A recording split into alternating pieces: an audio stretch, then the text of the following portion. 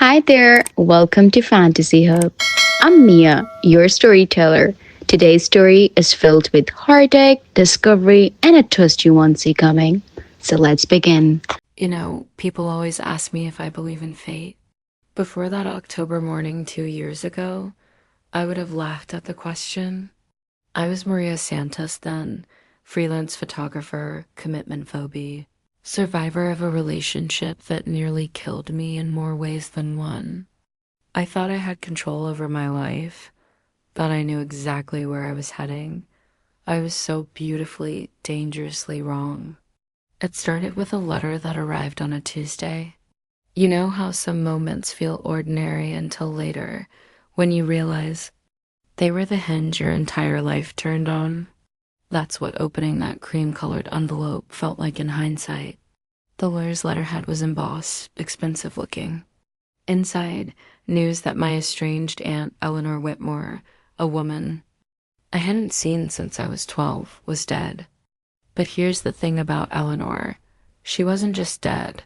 She was rich, and apparently I was her sole heir. The inheritance was substantial enough to make my hands shake as I read the numbers, but there was a catch. Isn't there always? I had to visit her secluded estate in the mountains of Oregon to claim it. Something about final arrangements and personal effects that require your attention. The whole thing felt like the setup to a gothic novel, but desperate times and an empty bank account make you do desperate things. I should mention David here because he's part of why I was so desperate. David Mercer, my ex-boyfriend, my mistake, my nightmare. We'd broken up 6 months earlier, but David wasn't the type to let go easily. He had been showing up at my apartment, following me to photo shoots, sending flowers with notes that made my skin crawl. You can't run from us forever, Maria. What we had was special. I'll wait for you to come to your senses. The police called it romantic persistence.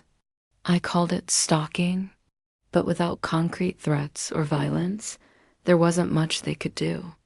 So when Eleanor's inheritance offered me a chance to disappear for a while, to figure out my next move with some financial security, it felt like divine intervention. I packed my camera equipment in a small suitcase, told my neighbor I'd be gone for a week, and drove north toward the Cascade Mountains. The GPS led me up increasingly narrow roads until I was winding through forests so dense they seemed to swallow the afternoon light. Eleanor's estate sat at the end of a private road, hidden behind towering pine trees like something out of a fairy tale. The house was beautiful in that slightly unsettling way old money tends to be, all dark wood and diamond pane windows, with gardens that had grown wild in the months since Eleanor's death. But it wasn't the house that made my breath catch. It was the woman standing on the front steps, arms crossed, watching my car approach with the intensity of a predator sizing up potential prey. She was tall, maybe 5'8", with short auburn hair and shoulders that spoke of serious time in a gym. But it was her eyes that stopped me cold when I got out of the car, pale blue, alert, and completely uncompromising. She was beautiful, but in the way a loaded gun is beautiful, dangerous, purposeful. "You must be Maria," she said, and her voice matched everything else about her. Controlled, precise, with just a hint of roughness around the edges. Military, I thought immediately. Everything about her posture screamed former service member. "I am," I replied, hefting my camera bag higher on my shoulder. "And you are?" "Ellie Morrison." "I was your aunt's single quotes S. security consultant." The pause before security consultant was loaded with meaning I couldn't quite parse. Security consultant? Eleanor never mentioned. There's a lot Eleanor never mentioned. Ellie cut me off, stepping closer. "Look, I know this is going to sound crazy, but you're not safe here, or anywhere, really." I actually laughed. I couldn't help it. After months of David's increasingly unhinged behavior, after driving through mountain roads that felt like the opening to every horror movie ever made, This gorgeous stranger was telling me I wasn't safe. It felt like the universe's idea of a joke. Right, I said, shaking my head. Look, I appreciate whatever protective instinct you've got going on here, but I'm just here to handle my aunt's estate. I'll be gone in a few days. Ellie's expression didn't change. Your aunt spent the last 5 years of her life investigating a criminal syndicate. She had evidence, damning evidence, against some very dangerous people. Evidence they'll kill to keep buried. This is insane, I started to say, but Ellie moved so fast I barely saw it coming. One moment I was standing next to my car. The next I was pressed against the stone wall of the house, Ellie's body shielding mine as something whistled past where my head had been a split second before. The sound came after, a soft fef-fat-fat. I somehow knew meant a silenced gunshot. A chunk of wood exploded from the doorframe inches from where I'd been standing. Now do you believe me? Ellie asked, her breath warm against my ear, her body tense and ready, my world tilted. Someone had just tried to kill me. Actually tried to kill me with a real gun and real bullets in broad daylight at my dead aunt's house. It felt surreal, like I was watching someone else's life unfold. Inside, Ellie ordered, and I didn't argue. We moved in a crouch, Ellie, scanning the tree line as she hustled me through the front door. Once inside, she slammed it shut and threw multiple deadbolts I hadn't noticed from the outside. Who is that? I asked, my voice coming out smaller than I intended. Could be any number of people. Your aunt made a lot of enemies in her investigation. Ellie moved to a window, peering through heavy curtains at the grounds outside. The question is how they found out you were coming here. That's when it hit me. The only person who'd known about my trip was David. I'd mentioned it during one of his unwanted visits, trying to get him to leave by telling him I was going away for a while. At the time, I thought I was being smart, giving him a reason to back off, to give me some space. Oh God, I whispered. I think I know. Ellie turned from the window, her pale eyes sharp. Tell me. So I told her about David, about the relationship that had started sweet and turned possessive, then controlling, then frightening, about the flowers and the notes and the way he showed up at my apartment building at all hours, about how I'd mentioned Eleanor's inheritance to get him to leave me alone for a few days. Describe him, Ellie said, and something in her tone made me nervous. Tall, dark hair, brown eyes. He's got this scar on his left hand from when he... I stopped. Why? Do you think he's connected to whatever Eleanor was investigating? Ellie was quiet for a long moment. When she finally spoke, her voice was carefully controlled. David Mercer, investment banker, lives in a penthouse downtown that costs more than most people make in 5 years. How do you know all that? Because he's on Eleanor's list. She led me to Eleanor's study, a room lined floor to ceiling with books, dominated by a massive oak desk covered in neat stacks of papers. Ellie pulled out a thick folder and spread its contents across the desk's surface. Photos, bank records, coded journals, and a list of names with various notations beside them. Some names had check marks, others had question marks. A few had black X's drawn through them. David Mercer's name was there, with a red circle around it and a single word written in Eleanor's careful handwriting. Dangerous. Your aunt was a forensic accountant before she retired, Ellie explained. She specialized in tracking money for criminal organizations, helping the FBI build cases. The syndicate she was investigating launders money through various legitimate businesses. David's firm handles their investments. I sank into Eleanor's leather chair, trying to process this information. So when I started dating him, you became a liability. Someone who might accidentally see or hear something that could expose them. But we broke up months ago. Ellie's expression was grim. Doesn't matter. You know things about his personal life, his habits, his finances. And now you've inherited Eleanor's research. They can't risk letting you walk away. The full scope of my situation began to dawn on me. I hadn't just inherited money from Eleanor, I'd inherited her enemies. And the man I'd been running from was connected to people who wouldn't hesitate to kill me to protect their secrets. What do I do? I asked. You learn to protect yourself, Ellie replied. And you let me help you finish what Eleanor started. Over the next few days, Ellie taught me things I never thought I'd need to know.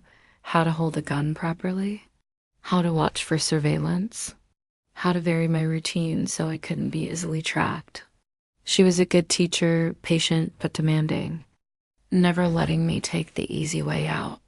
Your aunt hired me 6 months before she died, Ellie explained as we practiced target shooting behind the house. She knew they were getting close to discovering her investigation. She wanted someone watching her back. Were you too late? I asked, adjusting my grip on the pistol the way she'd shown me. Eleanor had cancer, stage 4 pancreatic. She died. On her own terms, in her own bed, surrounded by all the evidence she'd gathered. But she made me promise to look after you if something happened. I lowered the gun, staring at her. She knew they'd come for me. She suspected. Eleanor was thorough. She knew David was dating you, knew he wasn't doing it for love. She thought he might be using you for information about her investigation, or as leverage. That night, I couldn't sleep. I kept thinking about David, about all the questions he'd asked about my family, my past, my aunt. Questions that had seemed like normal getting to know you conversation at the time. Now they felt sinister, calculated. I found Ellie in the kitchen around midnight, cleaning her service weapon at the table. She looked up when I walked in, taking in my tangled hair and probably obvious distress. Can't sleep. Every time I close my eyes, I see his face. But now I'm wondering if I ever really knew who he was. Ellie set down the gun and looked at me directly. Tell me about the first time you were afraid of him. The question surprised me. Not when did I realize he was controlling, or when did I decide to leave. When was I first afraid? It was about 3 months in, I said slowly, sitting down across from her. We were at his apartment, and I was looking through his mail by accident. Just moved some letters to set down my coffee. He grabbed my wrist so hard it left bruises. Said I had no right to go through his personal things, that I was being invasive and suspicious. What did you do? I apologized. Can you believe that? I apologized for accidentally seeing his mail.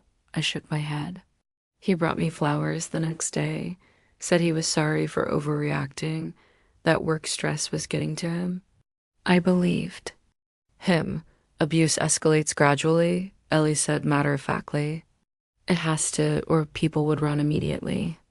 By the time you realize how dangerous someone is, they've already isolated you, made you doubt your own instincts.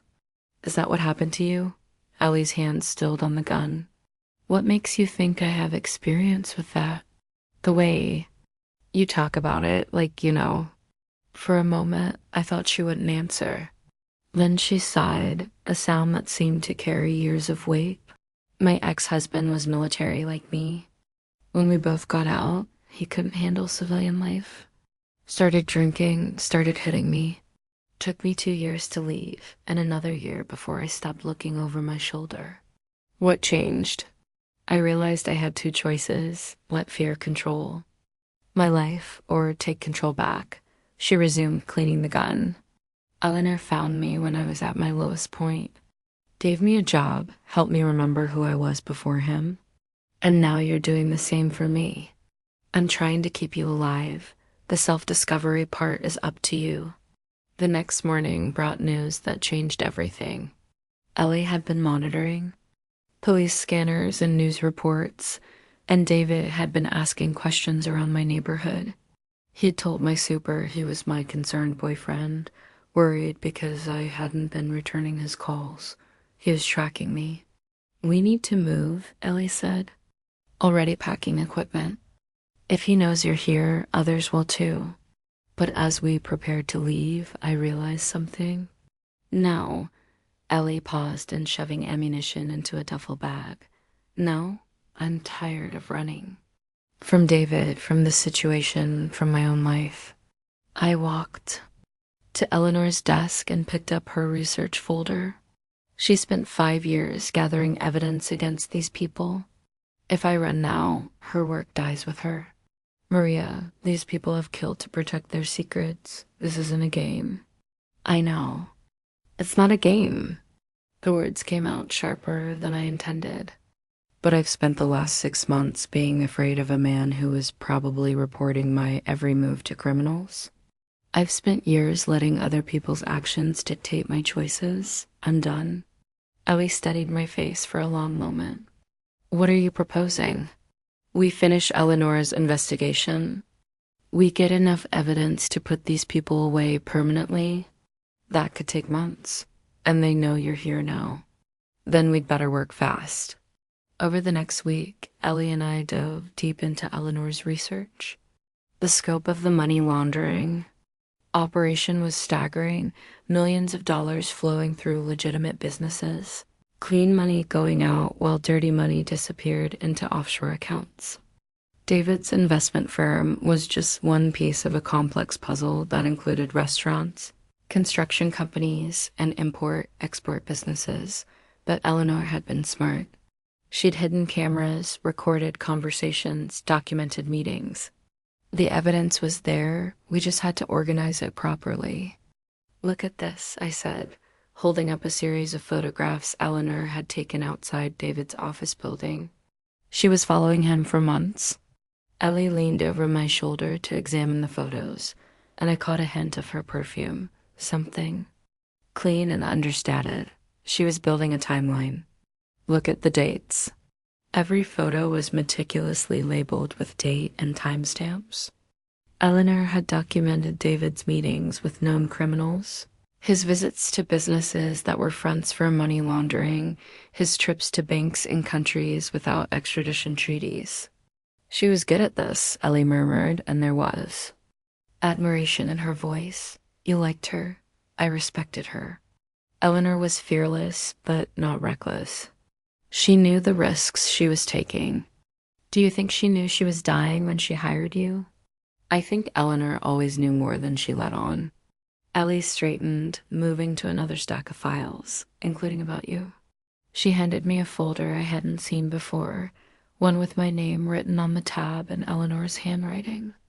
Inside were newspaper clippings from my high school photography awards, printouts of my freelance work from various websites, and photos of me that looked like they'd been taken with a telephoto lens from a distance.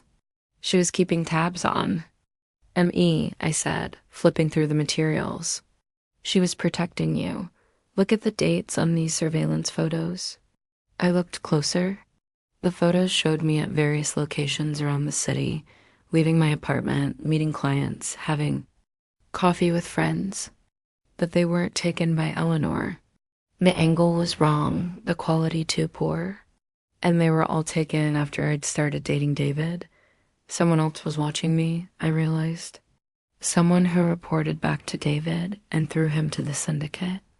Eleanor was counter-surveilling, keeping track of who was keeping track of you.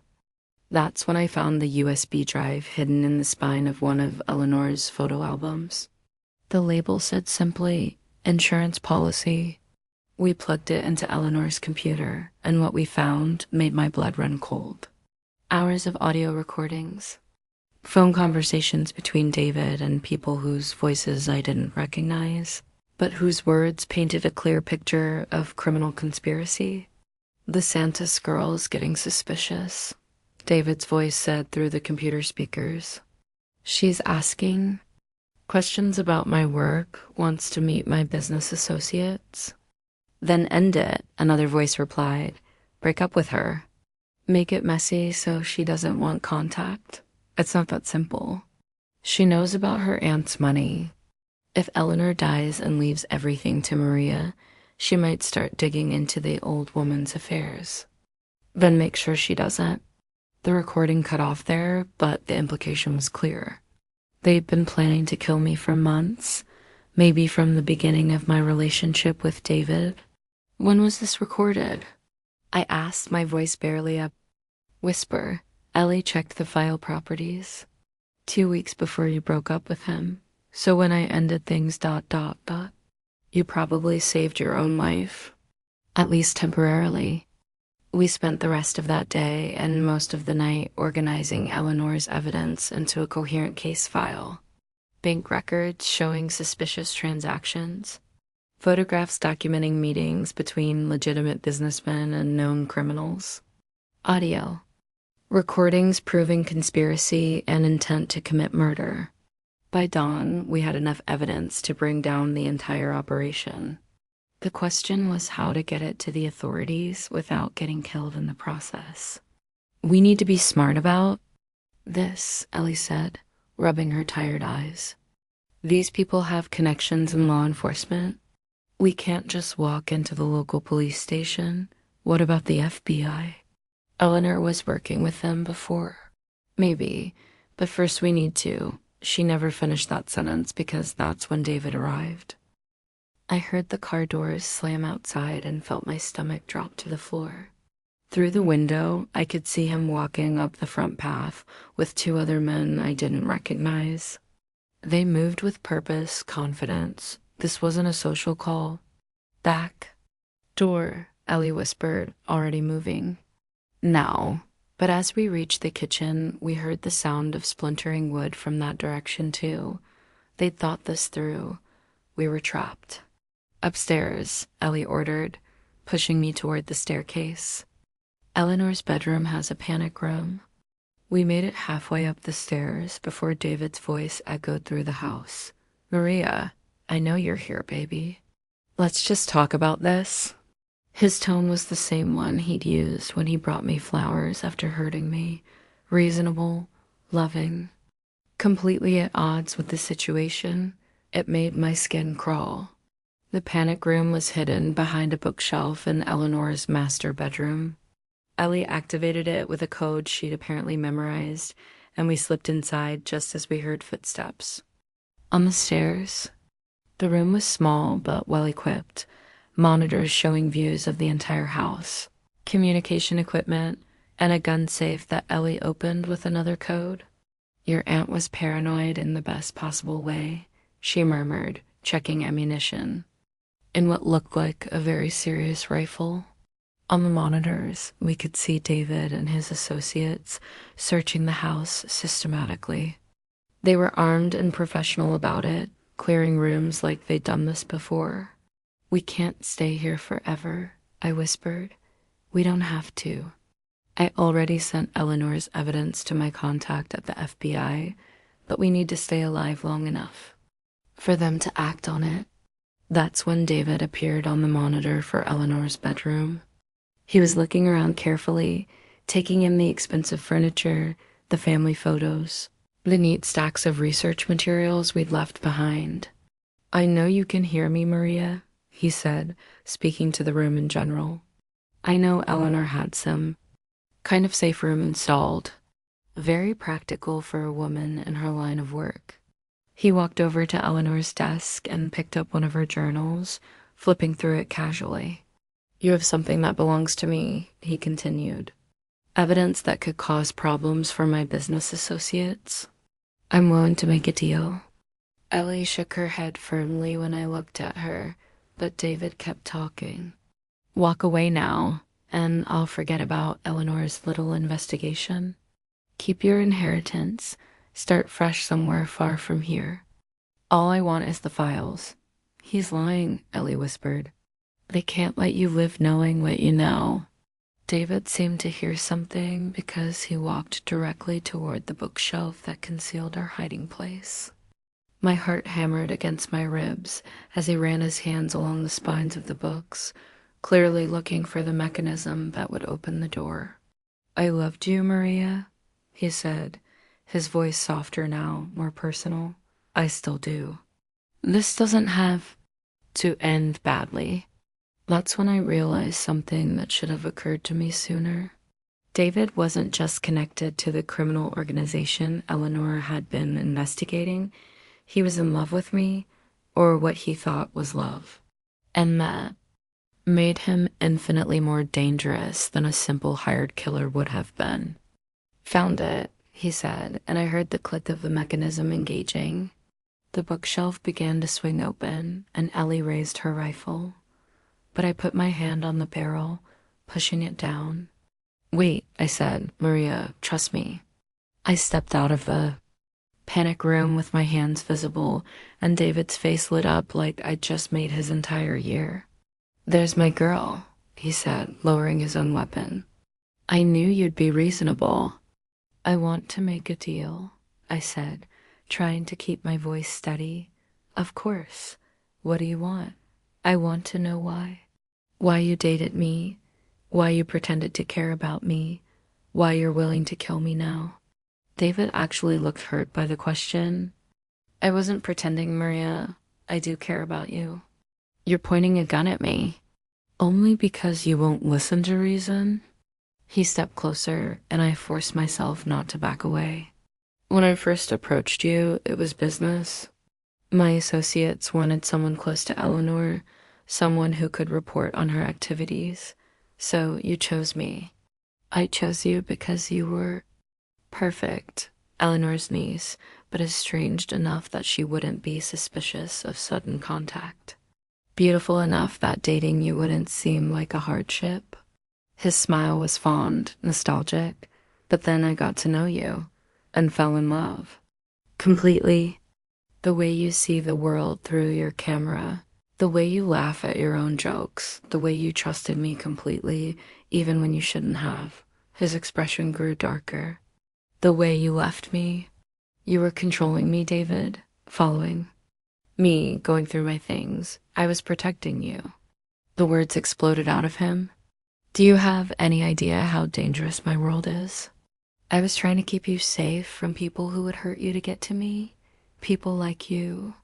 I would never hurt you, Maria, never.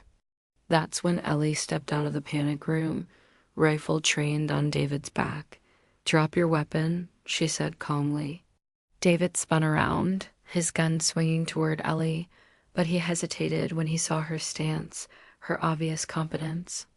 Eleanor's guard dog, he said. I heard about you. Drop it, David. Instead, he backed toward me, keeping his gun trained on Ellie while wrapping his free arm around my waist. Here's a better deal, he said. I walk out of here with Maria and you live to collect Eleanor's pension. That's not happening, Ellie replied, and something in her voice made David tighten his grip on me. You're willing to risk her life? For some old woman's crusade? I'm willing to trust Maria to make her own choices, something you never learned to do. David's arm tightened around me until I could barely breathe. Maria chooses me, don't you, baby? This was my moment. The choice Ellie had talked about, let fear control my life or take control back. No, I said clearly. I don't. I drove my elbow back into David's ribs as hard as I could, then threw myself sideways away from him. Ellie's rifle cracked once, and David crumpled to the floor, clutching his shoulder. His associates came thundering up the stairs at the sound of the gunshot, but by then FBI agents were pouring through the front door. Ellie's contact had received the evidence and acted on it faster than any of us had expected. In the chaos that followed, paramedics, FBI agents, local police, reporters who somehow got wind of the story, Ellie stayed close to me. Not hovering, not protecting, just present, available if I needed her. David was arrested along with 6 other members of the money laundering operation. The evidence Eleanor had gathered, combined with what the FBI had been investigating independently, was enough to dismantle the entire syndicate. I spent 3 days giving statements to federal agents, explaining my relationship with David, walking them through everything Eleanor had discovered. It was exhausting but cathartic, finally telling the truth about all of it. On the 4th day, when the immediate crisis had passed and the media attention had died down, Ellie found me sitting by the lake behind Eleanor's house, watching the sun set through the pine trees. "How are you holding up?" she asked, settling onto the dock beside me. "I feel like I've been turned inside out," I admitted. Everything I thought I knew about the last 2 years of my life was a lie. Not everything. Your photography, your friends, your strength, that was all real. I let him control me for so long. Even after I left him, I was still letting him dictate my choices. You were surviving. There's no shame in that. We sat in comfortable silence for a while, watching the water reflect the changing sky. Finally, I asked the question I'd been wondering about since that first day. "Why are you still here? The job's over." "Eleanor's gone. David's in custody." Ellie was quiet for so long, I thought she wasn't going to answer. When she finally spoke, her voice was carefully neutral. "Maybe I want to see what happens next in your story. And if I said I wanted you in it? The next part, I mean." She turned to look at me directly then, her pale eyes serious. "I'd say I'm not going anywhere unless you ask me to." That was 8 months ago. We've been together ever since, first as friends helping each other heal, then as something deeper, and more complicated and infinitely more real than anything I'd experienced with David. Ellie helped me turn Eleanor's house into a retreat center for women leaving abusive relationships. We use Eleanor's inheritance to fund it, along with grants and donations from people who believe in the work. It feels like the right way to honor her memory. I still take photographs, but now they tell stories of survival and strength instead of just capturing beautiful moments. Ellie has started teaching self-defense classes at the center. We make a good team. David was sentenced to 15 years in federal prison. He sends me letters sometimes, rambling, obsessive things about how we were meant to be together, how he's a changed man, how he'll wait for me forever if he has to. I don't read them anymore. Ellie burns them for me. The syndicate members who were arrested with him got longer sentences. 3 of them are appealing, but the evidence Eleanor gathered was thorough and damning. They're going to be locked up for a very long time. Last week, we had the opening for our first joint photography exhibition, images from the retreat center, portraits of women who've reclaimed their lives, landscapes that speak to themes of healing and hope. The centerpiece was a photograph I took of Eleanor's estate at dawn, light breaking through the dark trees like a promise of better days ahead. Standing in that gallery, surrounded by people who believed in our work, holding hands with a woman who saw me as an equal partner, rather than a possession to be controlled, I finally understood what Eleanor had really left me. It wasn't just money, though the inheritance had certainly changed my life. It wasn't just evidence against criminals, though that had freed me from David's shadow. What Eleanor had given me was proof that I was worth protecting, worth fighting, for worth the risk of standing up against dangerous people. She'd spent her final years gathering evidence not just to stop criminals, but to save me specifically. A niece she barely knew who had grown up and moved away and built a life without her.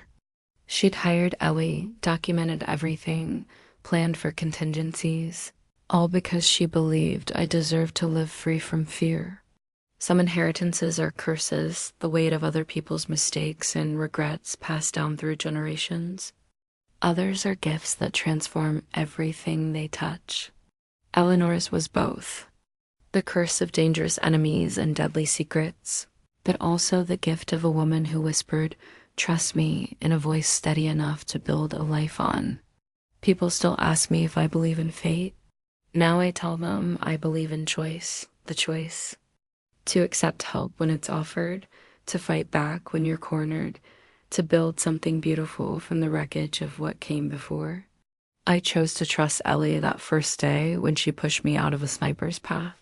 She chose to stay with me through everything that followed.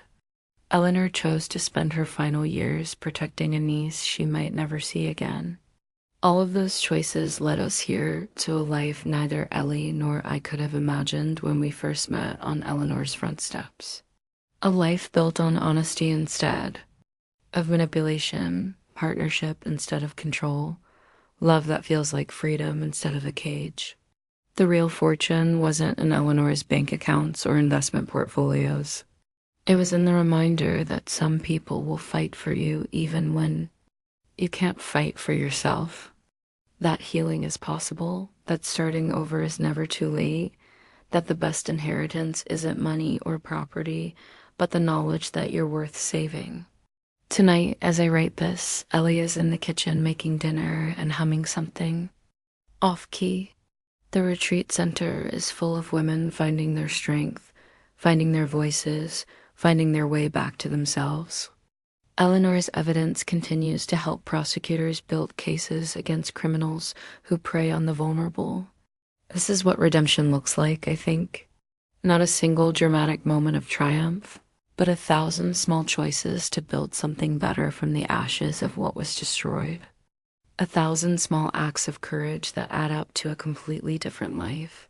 I am Maria Santos. I survived an abuser who was connected to killers. I inherited a mystery that nearly cost me my life. I found love with a woman who taught me the difference between protection and control. And I'm finally completely free. Some stories end with revenge. Others end with justice. Mine ends with the much quieter satisfaction of building a life worth living with someone worth living it beside, using resources that came from someone who believed I deserved the chance to try. The inheritance of shadows became a legacy of light, and every morning when I wake up in a house full of hope instead of fear, with a partner who sees me as an equal instead of a possession, I think Eleanor would be proud of what we've built with her gift. The future is unwritten, and for the first time in my adult life, I'm the one holding the pen.